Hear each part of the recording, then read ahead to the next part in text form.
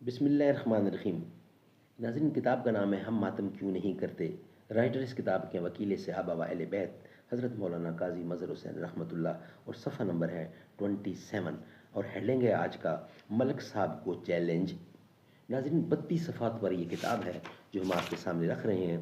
یہ ملک غلام عباس BA کی ماتمی کھلی چٹھی کا جواب ہے، جس کو کھلا چیلنج کیا گیا ہے کہ آپ کو 4 لاکھ روپے انعام دیا جائے گا اگر آپ کی کوئی ایک بات بھی سچی نکل آئے جو کچھ اس کتاب میں اس نے درج کیا ہے۔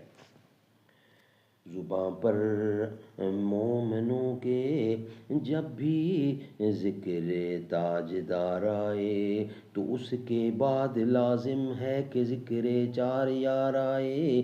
ابو بکر و عمر عثمان و حیدر جب بھی باغباں ہوں تو پھر کیوں کرنا باغ مصطفیٰ میں ایک بہار آئے۔ رب صلی وسلم دائماً ابدا علی حبیبک خیر خلق کل یمین۔ ہم ماتم کیوں نہیں کرتے؟ وکیل صحابہ و اہل بیت مولانا قاضی مظہر حسین صاحب رحمۃ اللہ علیہ، پیج 27۔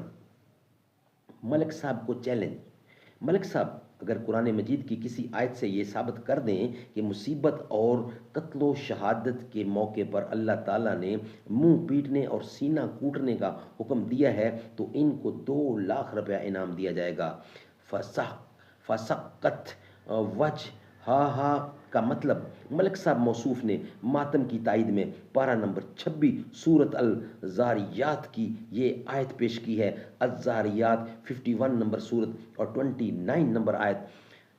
فَأَقْبَلَتِ امْرَأَتُهُ فِي سَرَّةٍ فَسَقَّتْ وَجْهَهَا۔ ابھی آیت لمبی ہے۔ ترجمہ: پس آئی بیوی ابراہیم کی چلاتی ہوئی، اس نے اپنا منہ پیٹ لیا۔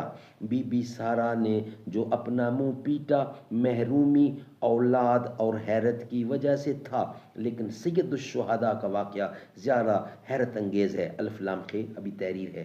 اس کا جواب دیتے ہیں جناب قاضی صاحب۔ نمبر پوائنٹ 1، ملک صاحب اگر اس آیت کی وجہ سے مصیبت کے وقت منہ پیٹنا عبادت ہوتا تو رسول اللہ صلی اللہ علیہ وسلم اور امام جعفر صادق اس سے کیوں منع فرماتے؟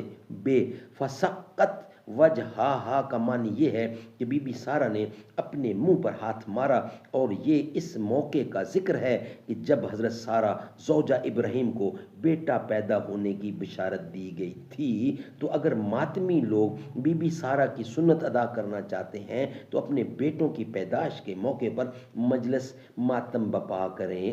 نمبر جیم، یعنی اس کی جز جیم، قرآن مجید نے تو صرف اتنا ثابت کیا ہے کہ جب اللہ تعالیٰ کی طرف سے بی بی سارہ نے بیٹا پیدا ہونے کی بشارت سنی تو چونکہ آپ بہت بوڑھی ہو چکی تھی، اس لیے آپ نے تعجب کی بنا پر دفعتاً اپنے منہ پر ہاتھ مارا، اور یہ ایک وقتی تأثر تھا جس کے جواب میں فرشتہ نے کہا اتحجبین من امر اللہ رحمت اللہ وبرکاتہ علیکم اہل بیت۔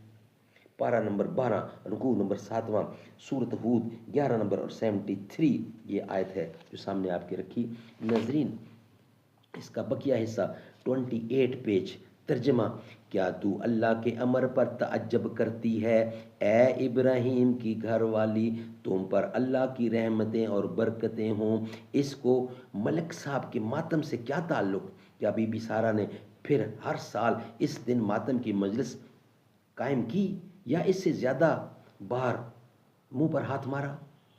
ایک آدھ ہاتھ مارنے سے تو ماتم ثابت نہیں ہوتا۔ نمبر دال جز اس کی، اور اگر تعجب کی بنا پر بی بی سارہ کی سنت ادا کرنی ہے تو پھر تعجب اور حیرت کے موقع پر بھی مجلس ماتم بپا کیا کریں۔ کیا خوب سمجھ ہے؟ ملک صاحب نے ماتم حسین کا یہ ایک نیا فلسفہ پیش کیا ہے کہ چونکہ حضرت امام حسین کا واقعہ کربلا بہت زیادہ حیرت انگیز ہے، اس لیے ہم امام حسین کا ماتم بپا کرتے ہیں۔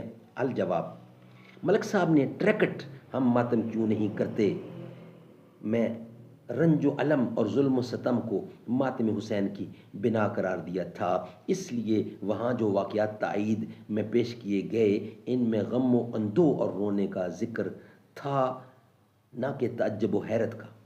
ناظرین، نیکسٹ ویلاگ میں انشاءاللہ ہیڈنگ ہوگا ہمارا ماتم حسین کی ایک نرالی منطق وہ ہم آپ کے سامنے رکھیں گے۔ یہ ویلاگ ہمارا یہاں ہی کمپلیٹ ہوتا ہے۔ اللہ تعالیٰ سمجھ بوجھ دے۔ راہ حق میں جان دے کر ہو گئے زندہ حسین، تو انہیں مردہ سمجھ کر بین کرتا ہے فضول۔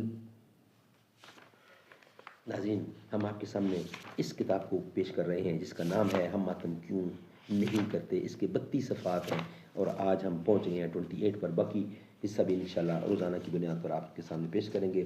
اس کو قرآن و سنت سے ثابت کیا گیا ہے کہ ماتم کرنا صرف منع ہی نہیں بلکہ ناجائز اور حرام ہے۔ یہ بیان کرنے والے ہیں، لکھنے والے ہیں، رائٹر ہیں اس کتاب کے، حضرت مولانا قاضی مظہر حسین صاحب۔ السلام علیکم ورحمۃ اللہ۔